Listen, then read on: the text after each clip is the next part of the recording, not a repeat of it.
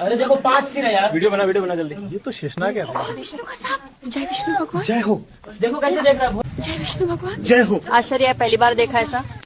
5 தலை பாம்பு 6 தலை பாம்புன்னு நம்ம உலகத்திலேயே எந்த ஒரு பாம்புமே கிடையாது. இது எல்லாமே மூட நம்பிக்கைகளும் கட்டுக்கதைகளும் தான். நம்ம பார்க்குற 5 தலை நாகங்கள் இருக்கிற புகைப்படங்கள் மற்றும் காணொளிகள் இது எல்லாமே மனிதர்களால் செயற்கையாக உருவாக்கப்படுறது. அதிகமாக ஃபோட்டோஷாப் அப்புறம் ஏஐன்னு சொல்லப்படுற செயற்கை நுண்ணறிவு தொழில்நுட்பம் இதெல்லாம் பயன்படுத்தி தான் இவங்க இதெல்லாம் உருவாக்குறாங்க. அதனால 5 தலை நாகம் இருக்குன்னு யார் சொன்னாலும் அதை நம்பாதீங்க. 2 தலை இருக்கிற பாம்புகள் நம்ம இந்தியாவில் பதிவு செய்யப்பட்டிருக்கு. ஆனால் அது உயிர் பிழைக்கிறது ரொம்ப ரொம்ப ரொம்ப கஷ்டம். ஏன்னா 2 தலையை வச்சுக்கிட்டு அதுங்களால சரியா உணவு தேட முடியாது. ஒரு இடத்துல இருந்து இன்னொரு இடத்துக்கு நகர்றது ரொம்ப கஷ்டம். 2 தலை இருக்கிறது ஒரு குறையா தான் கருதப்படுது. அது உயிர் பிழைக்கிறதே ரொம்ப ரொம்ப ரொம்ப கஷ்டம்.